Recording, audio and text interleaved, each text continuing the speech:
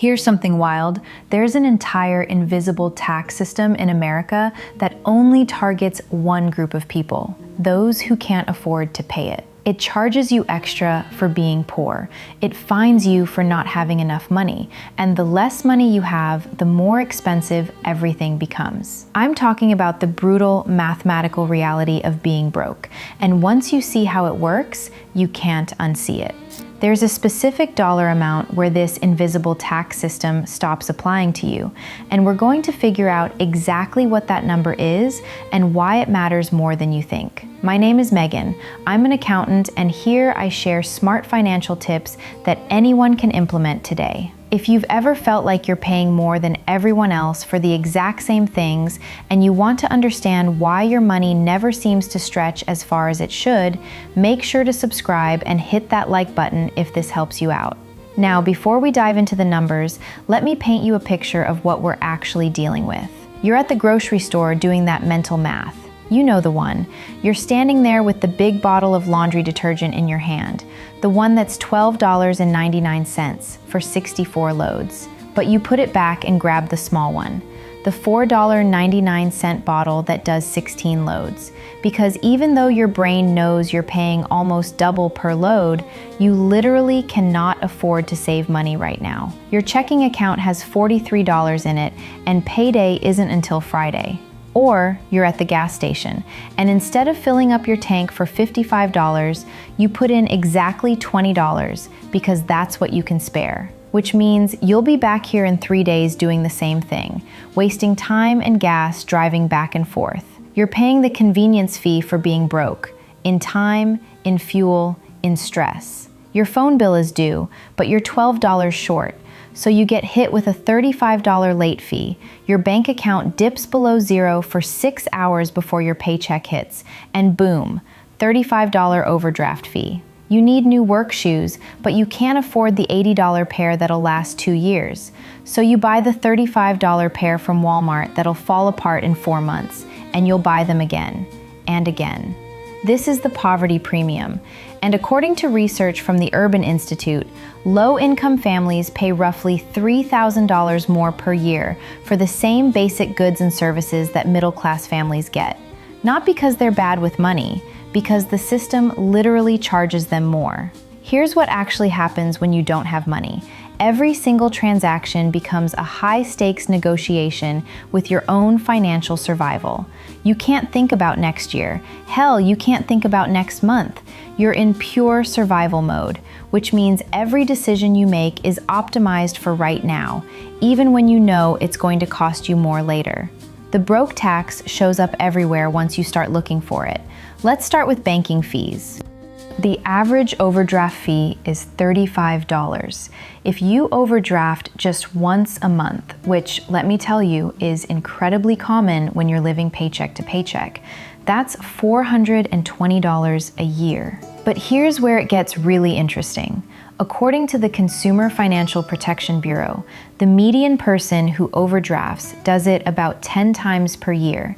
That's $350 gone, just evaporated, for the crime of not having enough money. But wait, because there's more. If you can't maintain the minimum balance, you're paying monthly maintenance fees, maybe $12 a month. There's another $144 a year. You need to cash your paycheck, but you don't have an account? Check cashing places take 1 to 3% of your total. On a $2,000 paycheck, that's up to $60. Every 2 weeks, that's $1,560 a year just to access your own money. Let me show you exactly how this works. Your car breaks down, $800 repair. You don't have $800, so you put it on a credit card at 24% APR. 6 months to pay off means you've paid $856 total, or you get a payday loan. Borrow $800, pay back with $120 in fees. Can't pay it back? Roll it over. Now you're paying $120 every 2 weeks just in fees while the principal sits there. There is no good option when you're broke, but here's the part that will blow your mind. If you had just $2,000 in savings, just $2,000 sitting in a savings account, you could have paid cash for that repair and moved on with your life. No interest, no fees, no spiral. And this is something that will probably surprise you. The broke tax isn't just about fees and interest. It's about opportunity cost. When you're broke, you can't buy in bulk. You can't wait for sales. You can't take advantage of discounts for paying annually instead of monthly. Let's talk about the unit price trap, because I've spent an embarrassing amount of time thinking about this. You know those price tags at the grocery store that show the cost per ounce? When you're broke, you're almost always paying more per unit because you have to buy the smallest size. A 64-ounce bottle of Tide costs about $12, which is 19 cents per ounce. The 25-ounce bottle costs $6, which is 24 cents per ounce. You're paying 26% more per ounce because you can't afford to buy the big one.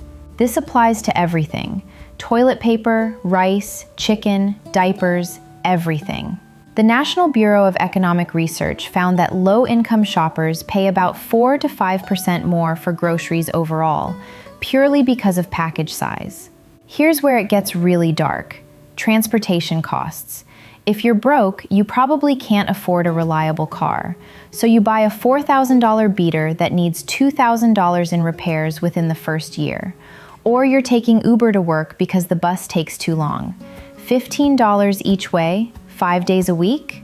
That's $150 per week, $7,800 per year, for transportation that someone with a paid-off car gets essentially for free.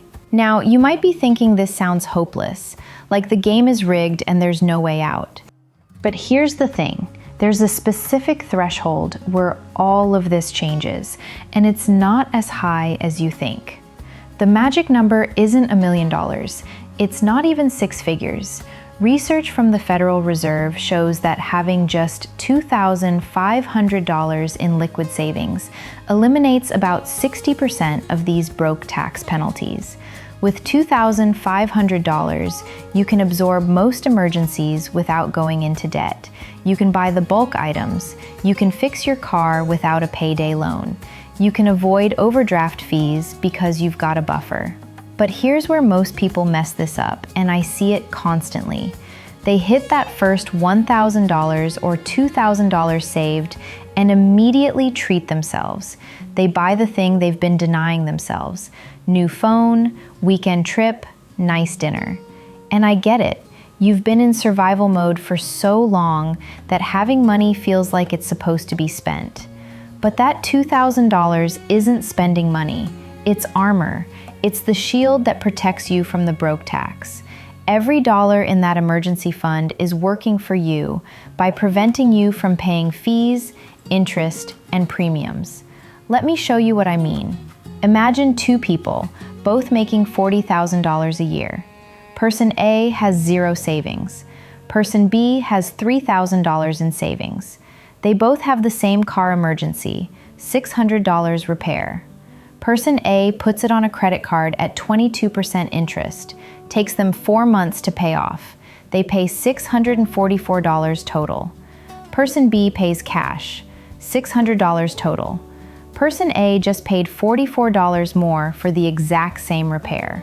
Multiply that across a year of emergencies and unexpected costs, and person B is saving hundreds, maybe thousands.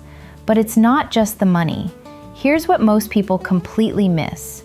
When you have money saved, your entire psychology changes. You stop operating in panic mode. You can think about next month. You can think about next year. You can make decisions based on what's smart instead of what's urgent. Walking around money changes everything. When you've got a cushion, you can tell your boss no without fear of being fired and evicted. You can negotiate your salary because you're not desperate. You can leave a toxic job because you've got 3 months of expenses saved. That's not just financial security, that's power. I know $2,500 sounds impossible right now if you're living paycheck to paycheck.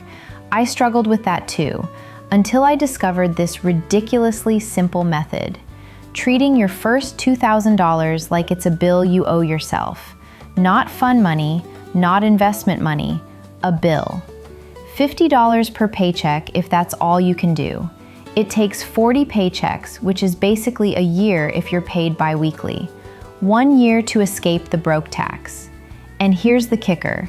The first $1,000 is brutal. It's the hardest money you'll ever save because you're still getting hit with all the broke tax penalties while you're trying to build up your buffer. You're still buying the small detergent.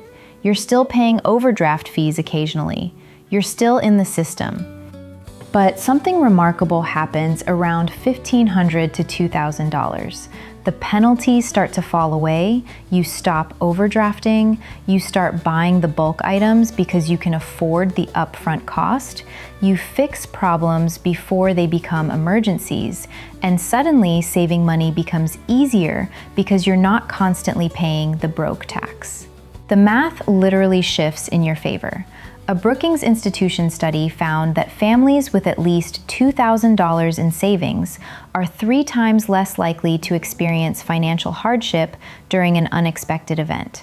3 times. Not because they're better with money, because they have enough money to stop paying the penalty for being broke. This is what people mean when they talk about it takes money to make money. They're not talking about investing in the stock market. They're talking about having enough money to stop bleeding cash on fees and premiums and interest. Think about it like this. When you're broke, every financial decision has friction. Want to cancel that gym membership you don't use? $50 cancellation fee you can't afford, so you keep paying $30 a month. Want to move to a cheaper apartment? You need $4,500 upfront. When you have money saved, all that friction disappears. You have options. And options are everything. Let me paint you one more picture. You're at work and your boss is being unreasonable, asking you to work unpaid overtime, being disrespectful. If you're living paycheck to paycheck with 0 savings, you smile and take it, because you literally cannot afford to lose this job. If you have 6 months of expenses saved, you can push back, you can set boundaries. And here's the wild part. The moment you stop acting desperate, people stop treating you like you're desperate. This is the identity shift that nobody talks about. You're not just someone with money saved. You've become the type of person who has options, who makes decisions based on what's right, not what's urgent, who can walk away from bad deals because you're not forced to take them. The broke tax isn't just about money. It's about time, stress, dignity, and freedom. Every hour you spend juggling payment dates, calling to waive fees, choosing between groceries and gas, that's time you're not spending building skills, side hustling, or just living your life. Financial stress literally makes you dumber. Studies show it reduces cognitive capacity by about 13 IQ points. You're making worse decisions because your brain is in survival mode. But here's where most people mess this up, and I see it constantly. They save up $2,000, feel amazing about it, and then immediately finance a car they can't afford. Or they get a raise, and instead of banking the difference, they upgrade their apartment. Lifestyle inflation eats the buffer before it can compound. Your $2,000 emergency fund isn't the finish line, it's the starting line. It's the foundation that lets you stop paying the broke tax and start building actual wealth. Once you've got that buffer, every dollar you save after that goes further because you're not losing 20% of it to fees and interest anymore. Here's the brutal truth. The system is designed to keep broke people broke. Banks make billions on overdraft fees. Payday lenders exist because of financial desperation. Rent-to-own stores charge double for furniture. Buy now, pay later schemes hook people who can't afford to pay now. There's an entire industry profiting from the fact that being poor is expensive. But you can opt out. Not overnight, not easily, but you can opt out. The first $2,000 you save is your exit fee from the broke tax system. After that, you're playing a different game with different rules where your money actually works for you instead of against you. So here's what you do. Track every broke tax penalty you pay this month, every overdraft fee, every late fee, every time you buy the small size because you can't afford the bulk. Add it up. I'm willing to bet it's at least $100, maybe $200. That's your monthly broke tax. Multiply by 12. That's what escaping this system is worth annually. Take that number and let it make you angry. Not at yourself, at the system, at the fact that the people who can least afford to pay extra are the ones getting charged the most. And then channel that anger into action. Start treating your first $2,000 like it's the most important money you'll ever save. Because it is. It's not your fun money, it's your freedom money. It's the amount that lets you stop paying double for everything. Start building that foundation today, because your future self is counting on the decision you make right now. The broke tax is real, it's expensive, and it's designed to keep you trapped. But the exit door is only $2,000 away. Once you walk through it, you'll never want to go